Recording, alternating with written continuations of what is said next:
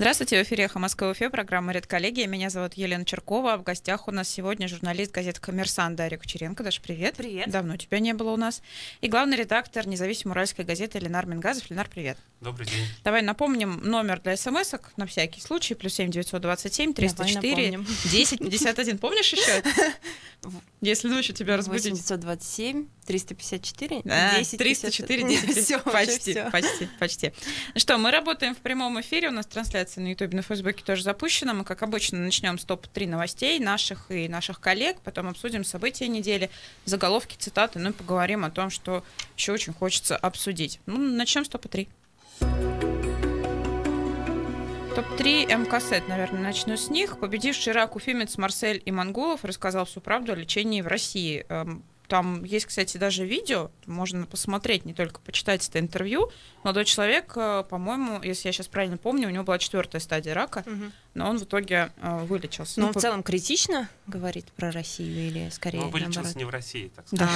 Да, такое. Второе место. Итак, сойдет. Жители города Башкирии возмущены памятником воинам-интернационалистам. Видели вы этот памятник в Салавате? Слушайте, ну это что-то своеобразный. Что-то невероятное вообще. Мне кажется, это что-то среднее между Халком и, я не знаю, творчеством душевнобольных. Вот.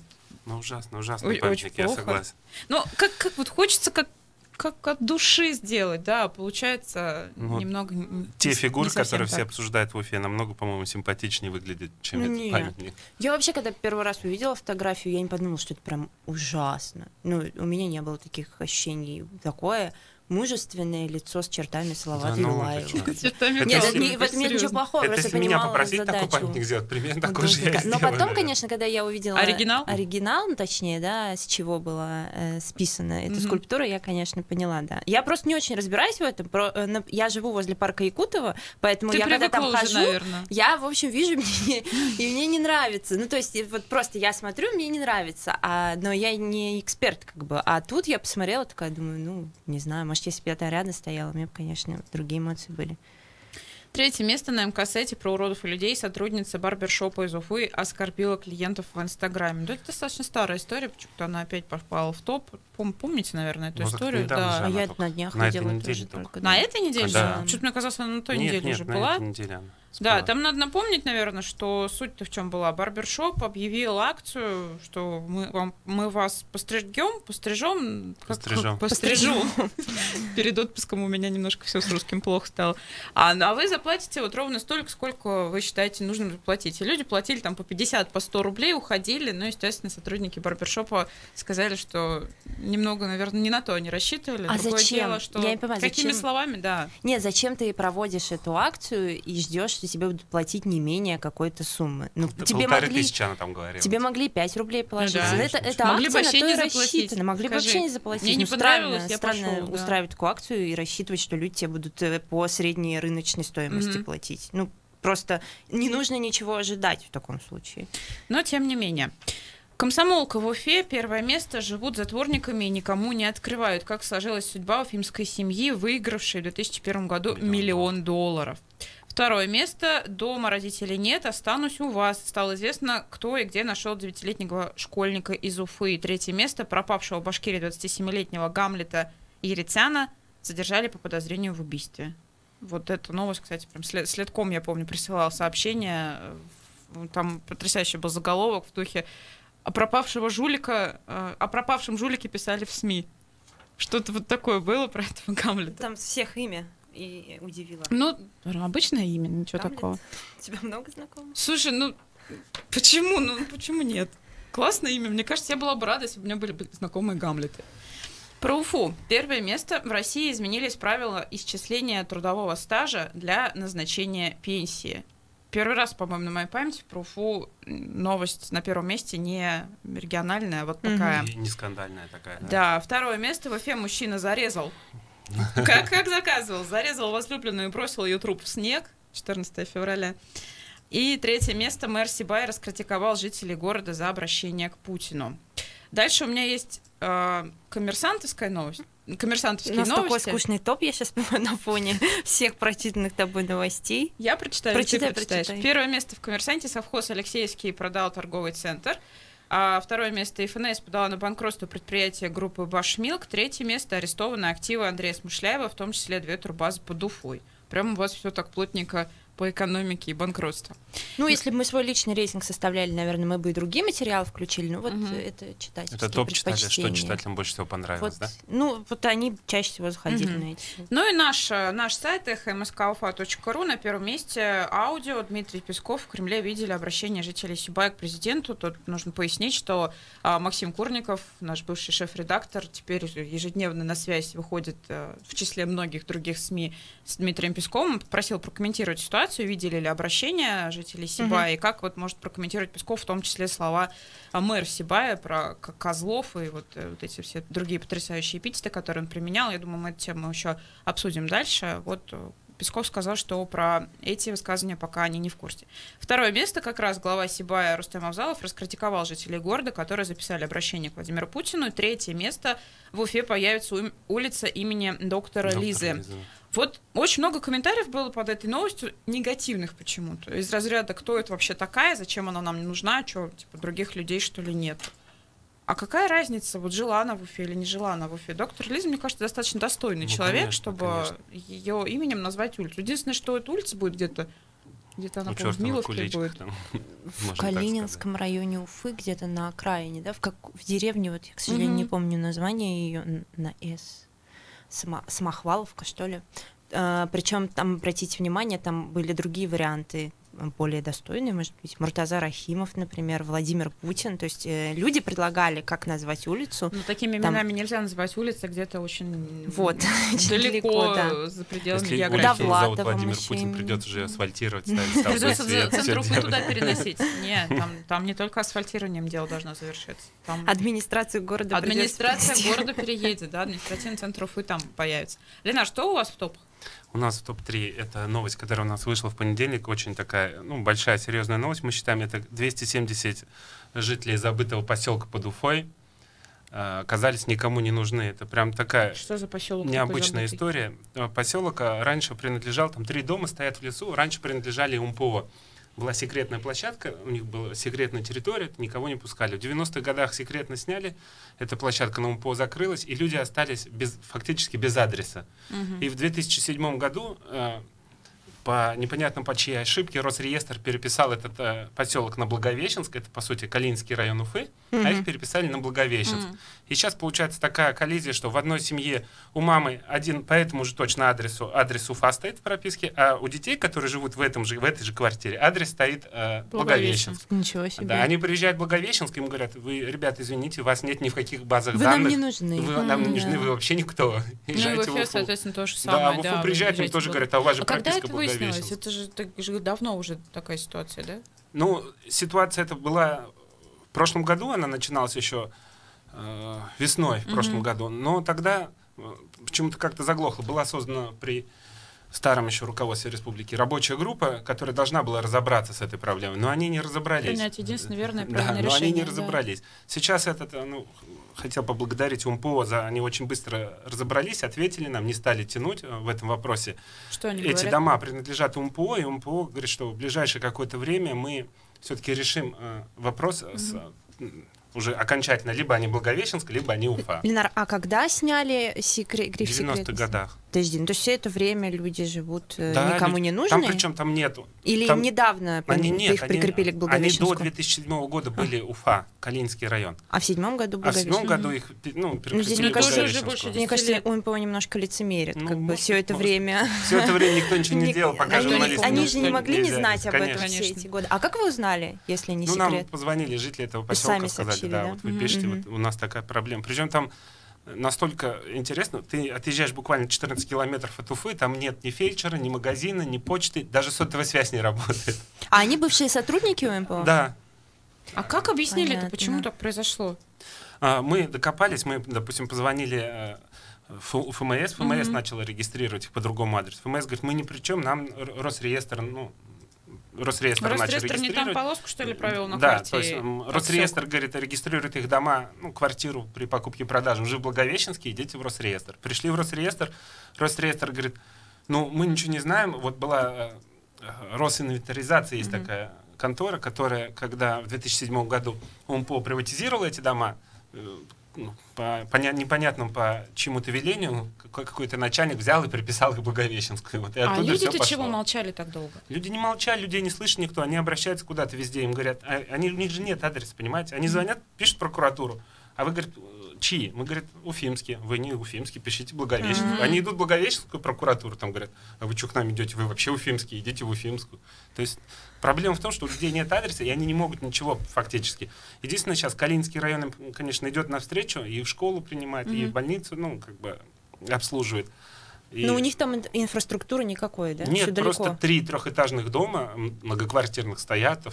И сколько в итоге людей? 270 человек. 20 из них там дети, которые в школу еще ходят, несовершеннолетние. Слушай, Ленар, это большая журналистская работа и удача. Это, конечно, крутой материал, да. Я даже вообще не знала. То есть, получается, люди живут рядом с нами, в лесу, вообще без адреса, без всего. Чуть ли не как в первобытное время. А мы даже не знали об этом. Что еще у вас? А еще у нас в топ-3 входит история 88-летней бабушки из Оглино, у которой учительница начальных классов отобрала дом. Это такая частная история, но она многих задела, потому что, во-первых, учительница, во-вторых, бабушка. Там суть вся в том, что бабушка дружила всю жизнь со своей подружкой, и когда когда они уже стали старыми, этой подружке ее дочка начала на уши приседать, мол, ты своей бабушке, этой подруге своей скажи, пусть она, говорит, дом на тебя перепишет, а вдруг у нее внук там, вдруг он ее там выгонит и сам станет жить. Человек, видимо, уже пожилой, повелся на эти разговоры, и переписала дом решила переписать дом на свою подругу, а в итоге получилось, что переписала на внучку своей подруги. А та работает учительницей в начальных классах, и она говорит, я ничего не знаю, пока ты жива, живи, как только ты умрешь, дом станет мой. К сожалению, частая история, когда старые люди переписывают что-то на знакомых. То есть они доверяют там очень сильно, и в итоге, эта история задела многих читателей, им стало интересно, потому что, наверное, каждый с этим может столкнуться. Но как-то спорить это можно? Что-то сейчас можно сделать? Проблема в том, что адвокаты, которые помогают этой бабушке, они идут в суд с заявлением, идут в прокуратуру, давайте расторгнем сделку, мы не знали, мошеннические действия нас ввели в заблуждение. Видимо, из-за того, что человек уже пожилой, и связываться с этим никто не хочет. И просто говорят, оформили, и что, живите. Ты же сама же виновата. Тебя же никто не заставлял. Да. Третий материал? Это второе, третье. Третье у нас там стандартные новости. Может быть, одна из таких интересных новостей была. В День Святого Валентина мы рассказали про первый отель в Уфе, который открылся для взрослых. Это была для взрослых семейный парк. До эфира. Мы поговорили уже про это, даже фотографии посмотрела. Это очень такая интересная тема. Она раскрывает этот материал. В Уфе этого не было никогда. Расскажи, как его найти, потому что он скрыт у вас. Нет, он не скрыт, он есть во всех соцсетях. Как вы на эту тему вышли? Просто знакомые подсказали, что есть такая... Мы же ищем интересные темы всегда, да. Знакомые подсказали, что в Уфе одна из предпринимательниц открыла отель, который предназначен для взрослых, как в Японии. В Японии же эта тема популярна. Ты можешь приехать в этот отель со своей второй половинкой, или там с супругой, или там, я не знаю, там с девушкой, и на 2-3 часа снять комнату в определенном антураже. Там комната охотника, там комната еще кого-то, и, как говорится, развлечь. Охотничий домик. Весело. И причем интересная реакция. Так, давайте на серьезную тему говорить. Читатели на эту тему. Читатели. Многие... Сейчас нас люди послушают и скажут, вот журналисты, чем занимаются вообще? На эти второй день просто... У нас было 2 серьезных новости, одна не очень серьезная, скажем так. Пятница, потому что... Да. Ну что, давайте с топами тогда заканчивать, к событиям перейдем. Наверное, однозначно событием этой недели, к сожалению, снова стала тема Сибая, но тут уже на этот раз высказывание мэра этого города, который там очень был недоволен решением местных жителей собраться на сход, выйти и записать обращение к Владимиру Путину. Вот тут интересно, да, тут, поскольку тема Сибая, в принципе, уже достаточно давно на федеральном уровне там муссируется, об этом говорят не только там мы здесь, в Уфе, но и в Москве говорят и не только. Вчера «Новая газета» написала уже про мэра. Прям вот уже мэр стал теперь не сам Сибай, главным героем стал мэр этого города. По поводу Сибая на этой неделе было еще и решение суда. Суд признал, что мэрия бездействовала. Я вчера звонила в мэрию, разговаривала с юристом. Интересно у них там, конечно, все это устроено. Я звонила в пресс-службу сказала, ой, нет, мы не пресс-служба.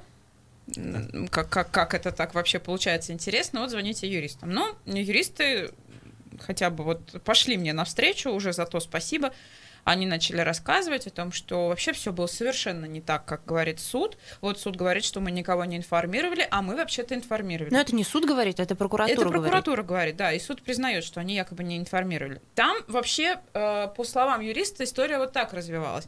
Они первые несколько недель не понимали, откуда ветер дует, откуда этот запах.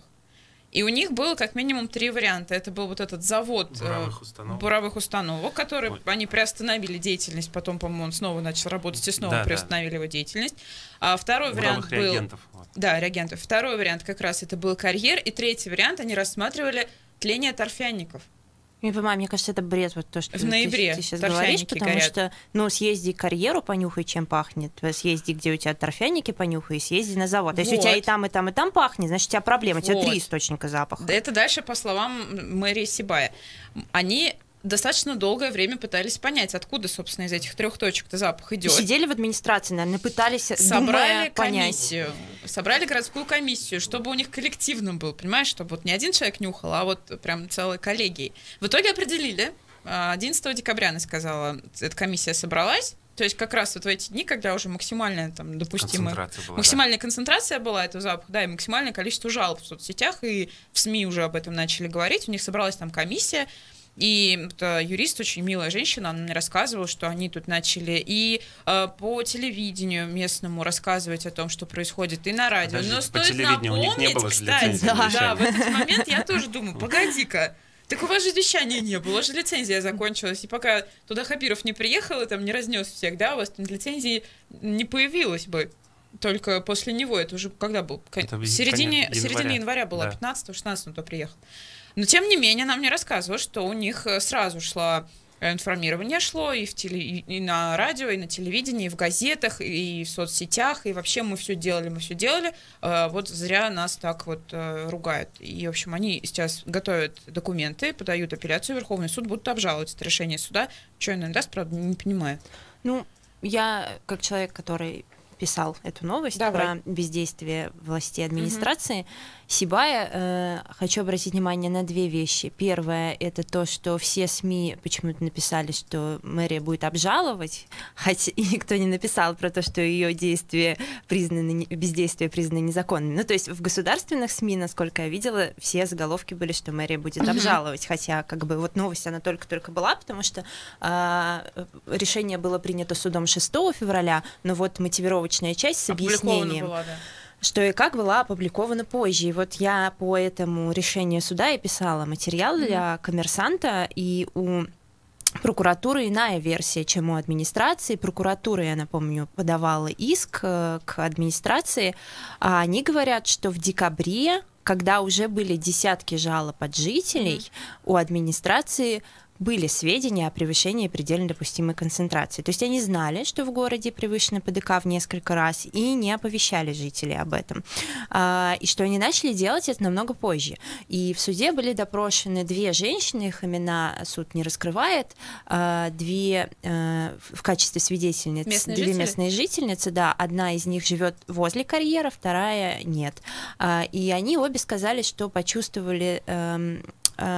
Одна из них сказала, что почувствовала запах еще осенью, а вторая, что в декабре. Ну вот, которая живет возле карьера, сказала про осень, и что вообще там давно уже пахло. Но местные говорили, что начали прям ощущать вот очень явственно еще в ноябре. Да. Даже в начале ноября. Мы начали публиковать. И обе отметили, что информирование началось только после приезда Хабирова. То есть в середине января. Что до приезда Хабирова уже все писали об этом, уже все сообщали, а они говорят, что мы узнали о том, что превышен ПДК только после приезда Хабирова, когда нам стали об этом в соцсетях говорить и по телевидению, а до этого нам ни о чем не рассказывали. Ну, администрация, да, как ты уже сказала, у них была другая позиция, они там представили количество прямых эфиров, которые они провели, количество мне тоже сообщений. очень долго перечисляли все, что у них там делается. И в итоге они будут это обжаловать, как ты уже сказала, но я бы обратила внимание вот на какую вещь. Прокуратура, на мой взгляд, поздно обратилась в суд, они обратились только в январе, а превышение и жалобы были в декабре и даже, по-моему, в конце ноября. Кто-то писал, насколько я помню, про Уфу были одним из первых, кто написал про то, что там что-то творится в Сибае. Что тогда делала прокуратура? То есть были уже жалобы, прокуратура только в январе обратилась в суд.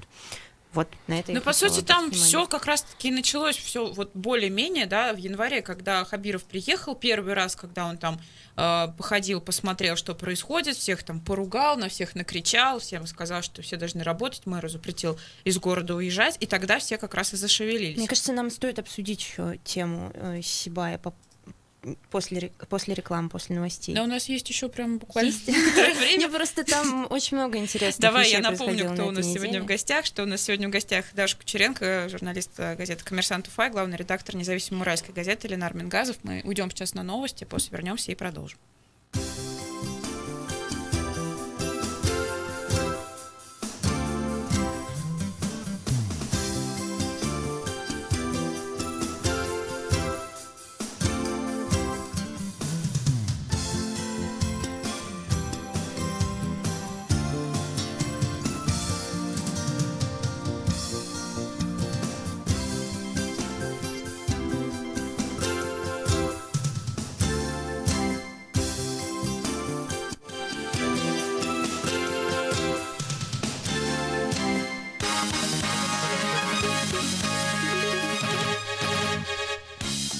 В Москве 13 часов 30 минут. На Эхе новости. В Москве задержан основатель инвестиционной компании «Баринг Восток», американец Майкл Калви. Еще 5 человек. Им вменяет крупное мошенничество. Следствие просит заключить их под стражу, сообщает пресс-служба Басманного суда, не уточняя деталей. «Баринг Восток» с середины 90-х годов занимается инвестициями в Россию и другие страны СНГ. Капитал, входящий в компанию фондов, превышает $3,5 миллиарда. Майкл Калви принадлежит контрольный пакет акций Банка Восточный, который входит в топ-40 крупнейших в России банков.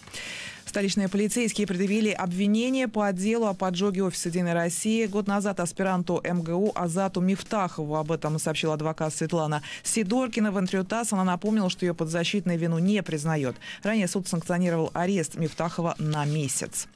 Ответственность за массовые сбои в социальной сети ВКонтакте взяли на себя хакеры. О мотивах взломщиков расскажет Сергей Кагермазов. Люди, представившиеся хакерами, написали пост во ВКонтакте, что таким образом отомстили администрации соцсети за то, что те не выплатили им вознаграждение за поиск и устранение уязвимостей в программном коде. По словам хакеров, они нарочно не сообщили о единственной ошибке в коде, которой и воспользовались, чтобы напомнить о себе. В то же время хакеры отметили, что делали это так, чтобы не навредить пользователям. Как отметили изданию T-Journal во ВКонтакте, хакеры использовали другую уязвимость, а за предыдущие всегда получали деньги. Напомню, накануне пользователям стали приходить личные сообщения со ссылкой, при нажатии на которую в профиле пользователя и сообществах публиковалась одна и та же запись. Александр Лукашенко из-за переговоров с Владимиром Путиным в Сочи не примет участие в Мюнхенской конференции по безопасности, сообщает МИД Белоруссии. В заявлении отмечается, что накладки возникли в самый последний момент. И в связи с необходимостью решения важнейших вопросов российско-белорусских отношений участие в конференции Лукашенко не представляется возможным. Владимир Путин подписал указ о присвоении звания Героя России офицеру, который во время афганской кампании захватил американский ПЗРК «Стингер». Об этом сообщила пресс-служба Кремля. В указе говорится, что Владимир Ковтун проявил мужество и отвагу при выполнении заданий в условиях, связанных с риском для жизни. Сегодня отмечается 30-летие вывода советских войск из Афганистана. В связи с этим Министерство обороны рассекретило некоторые архивные документы. О погоде. В Москве сейчас плюс 1 градус, давление 744 миллиметра ртутного столба, относительная влажность воздуха 84%. Ближайшей ночью обещают -1, +1 градус. Завтра днем +1,3. Будет облачно с прояснением, местами небольшие осадки, на дорогах гололедица. Марина Старостина, служба информации, Эхо Москвы.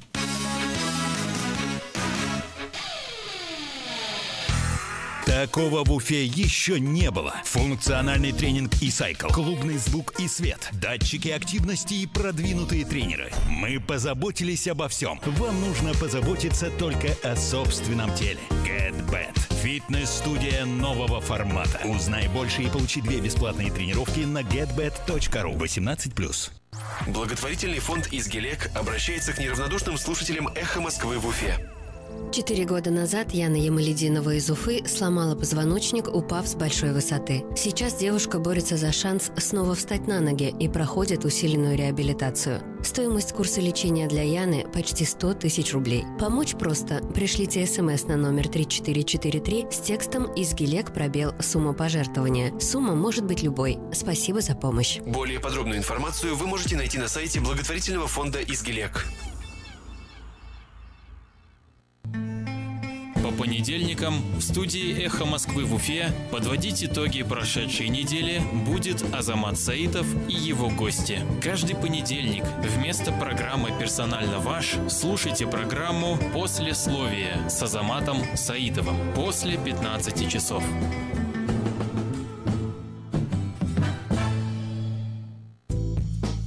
По понедельникам и четвергам после 13 часов в студию «Эхо Москвы» в Уфе приходят те, кто хочет сделать наш город лучше. Слушайте совместную программу «Эхо» и Центра современного искусства «Облака» «Парк искусств». Ведет программу Валерьян Гагин.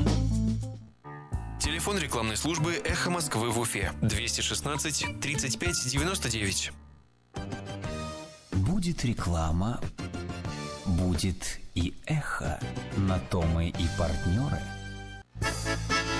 «Эхо Москвы» в Уфе и общественная организация «Берземлек» представляют рубрику «Говорим по-башкирски».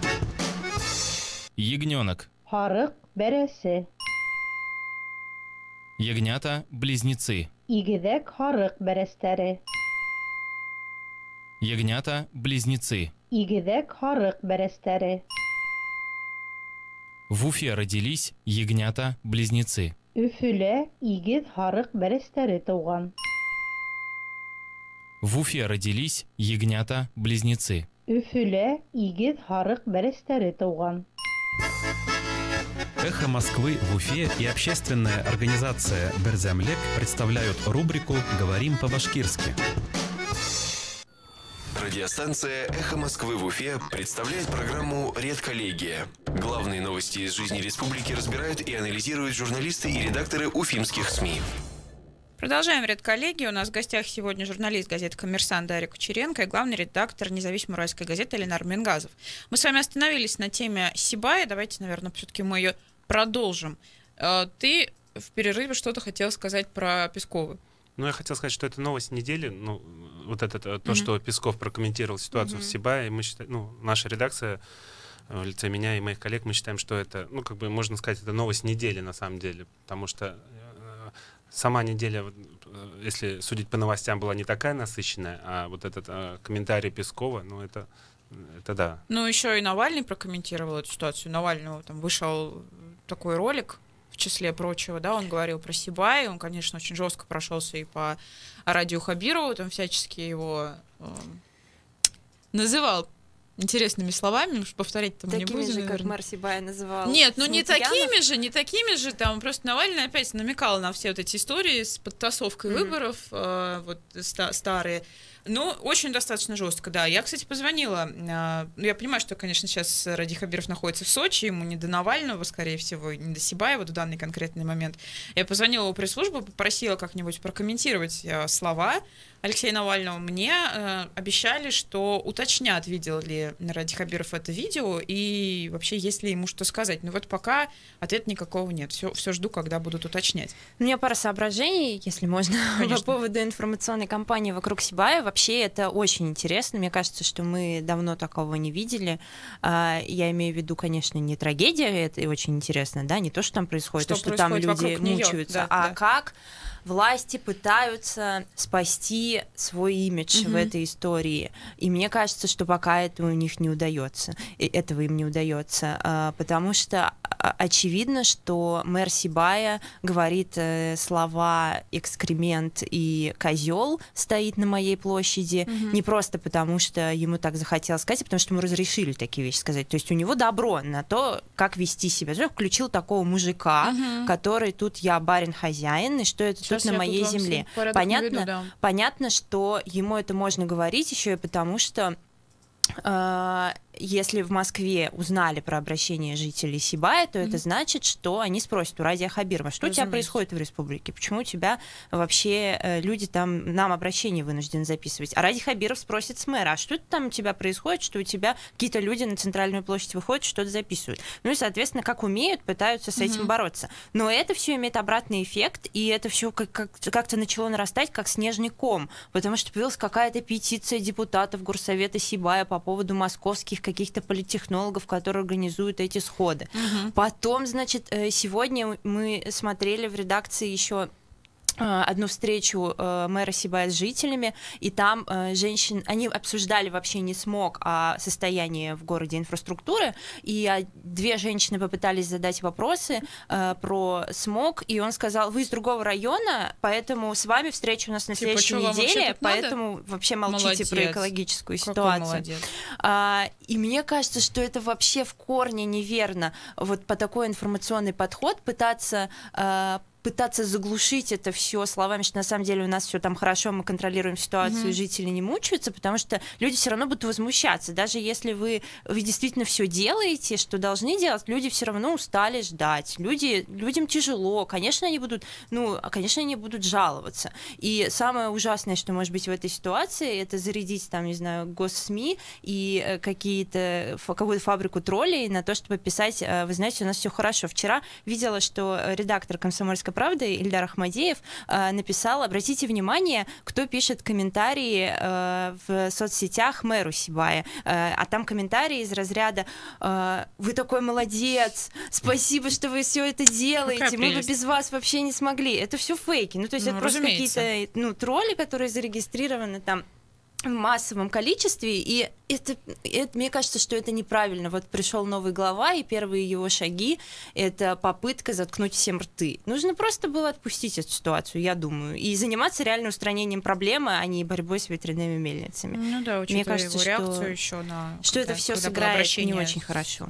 для него. Башинформ, кстати, вот я прямо перед эфиром нашим смотрела, что-то у них там было такое... Сейчас попытаюсь найти. Но сейчас СМИ разделились на два лагеря. Независимые пишут, что на самом деле все плохо, на самом деле превышение, люди жалуются, а вторые пишут, что на самом деле все не так плохо, что людям выдают таблетки, там, активированный уголь, и что масочки. Люди не задыхаются, что вот мы поехали, понюхали, да там вообще и не пахнет-то особо, ну, может, возле карьеры чуть-чуть, а в центре-то и не пахнет. И теперь это все превратилось в информационную войну между двумя лагерями, а люди страдают. Вот, Башинформ нашла я буквально сегодня, видимо, в Сочи как раз это было заявление сделано. Радий Хабиров сказал, что в Сибае мы создали прозрачную информационную среду.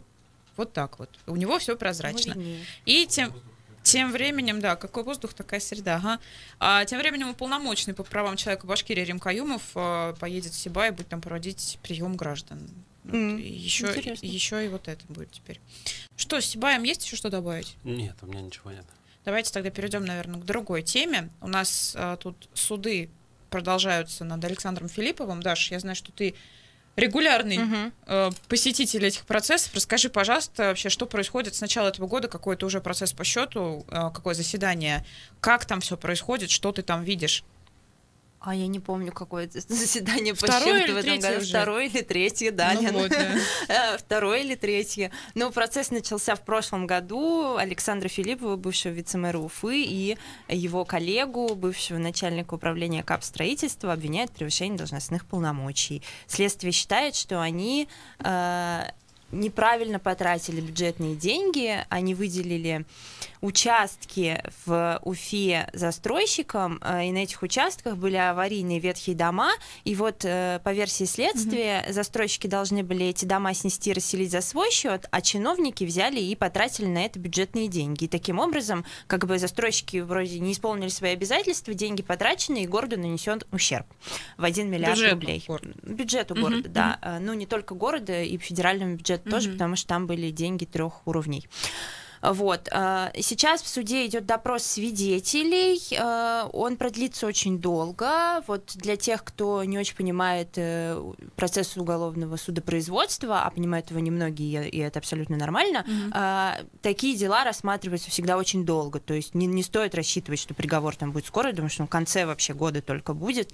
Сейчас самая первая стадия допрос свидетелей. Свидетелей очень много заявило обвинение. Что они говорят? Ну, вообще пока, на мой взгляд, не прозвучало ни одних показаний, которые бы как-то подтверждали вину чиновников. Я не знаю, с чем это связано. Может быть, это, не знаю, не буду давать оценок. Здесь, мне кажется, это неправильно с моей стороны, но пока и чиновники, которые представляют мэрию Уфы и республику, заявили, что городу не нанесен ущерб, и республике не нанесен ущерб, так что они считают, что действия чиновников были законными абсолютно. И пока единственным, кто говорит, что есть какой-то ущерб, это Федеральный фонд содействия реформированию. Подожди, а вот эти чиновники, они выступают все-таки со стороны обвинения или со стороны защиты? Со стороны кого они выступают? Это интересное замечание. Ну, формально они со стороны обвинения, то есть их вызывает прокуратура. Да, вызывает следствие. Но те показания, которые они дают, они, получается, защищают Филиппова, что обвиняемых. Да. И вот сейчас допрашивают застройщиков, которые получали эти участки в развитии. Ну и они все говорят, что изначально у них была предусмотрена процедура, что мэрия расселяет дома, а они потом компенсируют. Но компенсация это своеобразная. То есть они не сами после расселения начали выплачивать деньги, а только после того, как мэрия обратилась с иском в суд. И вот суд уже с них сейчас взыскивает, и все они получили беспроцентные рассрочки и будут выплачивать вот эти миллионы в течение нескольких лет. Ну, пару слов, наверное, про то, как ведет себя Александр Филиппов и Марат Гореев в суде. Александр Филиппов, вот кто из журналистов его знает, он такой очень человек энергичный, такой холерик, он эмоционален, и он в себя очень старается сильно защищать. То есть он еще, несмотря на то, что у него два очень известных в Уфе адвоката, он себя сам еще защищает в процессе. Потому что может... Еще он очень любит разговаривать во время судебного процесса. И даже вчера, например, судья делал 2 раза замечания ему за то, что он разговаривал с журналистами. Журналистам в итоге пришлось пересесть. Вот. Это была не я, потому что я уже на ошибках научена и не разговариваю с Александром Филипповым во время процесса. Но вообще это любопытный процесс с точки зрения принятия решений чиновниками. Вот если послушать, то получается, никто ни за что не отвечал. Все друг на друга все сваливают. Один говорит, это мой начальник подписывал, начальника вызывают, он говорит, это все подчиненный делал, я автоматом подписал. И это такое наблюдение за жизнью наших чиновников. Да, я помню, кстати, да, один из твоих материалов, там была как раз фраза про, я, по-моему, даже ее брала на цитату недели в редколлегию по поводу подписания как раз документов. И там что-то было, ну, я не знаю, они мне принесли, как бы я смотрю, их подписи есть, я думаю, ну я ладно, типа, я им доверял, я тоже подписал. Класс. Мне кажется, вот все в России так и делать. Тебе тут вопрос задают, кстати. Да. Альберт спрашивает, почему нет в деле фактов взяток застройщиков чиновникам? Ведь не просто так расселили дома за счет бюджета. Мне кажется, немного не туда вопрос. Конечно. Нет, я понимаю, о чем говорит Альберт. Альберт говорит, намекает на то, что, и насколько я понимаю, это как бы закладывалось изначально в версию следствия, что застройщики не просто так получили на таких условиях участки, в итоге не расселив дома, а мэрия их за свой счет расселила, что, скорее всего, там были какие-то откаты. Почему вдруг? Почему вдруг мэрия сказала, мы сами все расселим, а вы только вот получите участки. Но нет, этого в суде пока ни разу не прозвучало. Я не знаю, почему. Может быть, и не прозвучит. Потому что, например, я хожу еще на процесс по бывшему полицейскому Миргалееву, которого обвиняют в том, что он незаконно нажил имущество. И вот там тоже версия следствия, что он, ну, как бы получал какие-то взятки, и поэтому у него столько имущества. Но пока она вообще не прозвучала в суде. То есть никаких доказательств того, что этот человек брал взятки, нет. Не знаю, может быть, какая-то такой метод ведения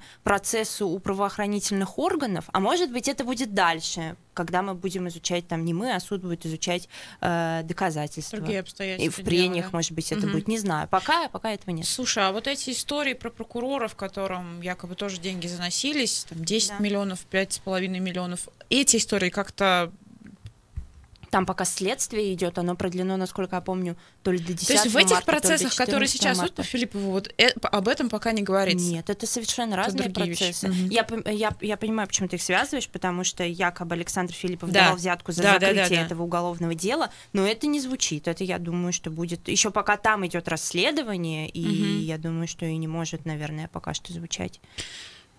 Что у нас еще есть по событиям недели, Ленар? Ну, у нас как бы все по событиям.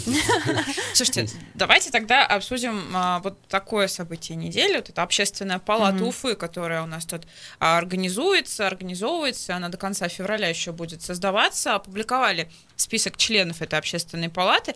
Довольно интересно, конечно. Непонятно, во-первых, как это все формируется, кто все эти люди, почему они туда вошли. То есть из тех людей, с которые уже вот опубликованы имена, там очень мало... Действительно, таких общественников, наверное. Ну, даже может любой попасть. Там же анкета-то несложная. Нет, только 9 любых людей. Да, вот, во-первых, нет, туда могут я имею в виду претендовать на попадание туда может любой человек. Какую-то часть утверждает горсовет, какую-то часть рекомендует Ульфат Мустафин, мэр города. И вот эти 9 человек, которые действительно там могут попасть какие-то общественники и люди, которые что-то делают, но... А чем вообще занимается Общественная палата Уфы? Общественная палата Уфы — это... пытаюсь подобрать добровольческая организация, да? Это объединение людей по идее, с активной гражданской город, позиции, да, которые могут каким-то образом влиять. То есть это независимый орган, который создается для того, чтобы, как это было прописано в постановлении о создании палаты, для того, чтобы контролировать работу властей и выстраивать взаимоотношения между властью и обществом. У нас есть уже общественная палата в республике, но это вот башкирская. Чем они занимаются? Ну, у них есть, например, внутри комиссия по, называется она, ОНК, как расшифровывается, у меня вылетело из головы, да, общественная наблюдательная комиссия, которая проверяет условия содержания заключенных, да. А вообще общественная палата, я вам напомню, выставляла наблюдателей на выборах, например, республиканская. Будет ли это делать уфимская, не знаю. Ну, кстати говоря, учитывая, что выборы в этом году, может быть. Но, по идее, туда должны войти люди, которые будут там собираться раз в какой-то промежуток, проводить заседания и рассуждать, обсуждать, какие у нас есть проблемы. К ним могут поступать обращения, как вот к уполномоченному по правам человека. Они могут как-то там дальше, да, допустим, мэру передавать эти обращения. Предполагается, что так, да. То есть это люди, которые могут как-то повлиять на принятие решений, могут чего-то добиться. Но, как Лена отметила, интересный процесс формирования этой палаты. На 2/3 она формируется самой властью, то есть власть формирует себе контролирующий орган. То есть она сама выбирает, кто ее будет контролировать. И на 1/3 только из там, неравнодушных людей. Собственно, самих. Что одно хочу отметить здесь. Вы знаете, что мне показалось, что власть не очень была заинтересована в том, чтобы все узнали про создание общественной палаты. Это постановление о ее создании было принято еще в 2017 году. Теперь уже бывшим мэром Ириком Елаловым. Потом все заглохло.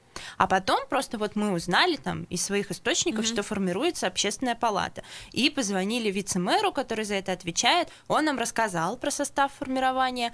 И потом мы уже стали отслеживать. И увидели, что, опубликовали список. Но вы видели, чтобы, например, государственные СМИ что-то про это рассказывали? Чтобы администрация как-то говорила, что вот формируется, каждый может подать туда заявление. То есть 9 человек должны каким-то образом узнать, должны попасть туда. Принести свои должен анкеты. быть какой-то конкурс, а никто не знает об этом конкурсе. То есть, если бы мы не рассказали, журналисты, возможно, бы вообще никто не узнал, что палата формируется. Ее бы сформировали совершенно там без нашего участия, и в итоге бы она была, наверное, абсолютно лояльной властью. Мы провели конкурс. Интересно, кстати, как этот конкурс будет проходить, что нужно будет пройти? Нет, там, знаешь, как будет? Там анкету подаешь. Ее же должны как-то... А потом вот эти 21 уже избранных членов палаты, они смотрят... Анкету будут оценивать. А они оценивают, да, достойный ты человек или нет. Но там интересный пункт — заслуги перед городом.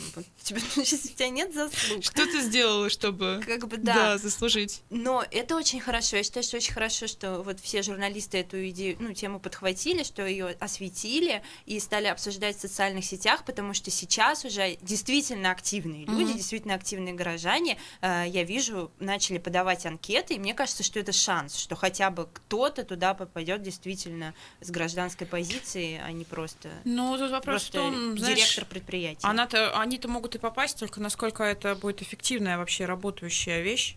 Это общественная палата городская. Как член избирательной комиссии могу тебе сказать, что это эффективно. Даже когда у тебя там 12 человек всегда привыкли работать вот так, а потом приходит один, который говорит им, давайте работать по-другому. И это может, я думаю, сработать. Я агитирую всех подавать, у кого есть уфимская прописка, подавать анкеты в общественную палату. Сама бы подала, но не может, да? Там обязательно условие уфимская прописка, поэтому если вы живете в пригороде, у вас прописка Уфимского района, вы, к сожалению, уже не можете подать. Слушай, а насколько это вообще этично, например, журналистам подаваться в такие вещи? Ой, это интересный вопрос, да, я тоже об этом думала. Ну вот смотри, у нас, например, есть достаточно жесткие рамки. Мы не можем быть участниками там определенных политических движений, политических акций. В общественной палате ты тоже не можешь быть участником политических Вот в этом плане интересно. Ну, в журналистском сообществе есть дискуссия по поводу того, насколько...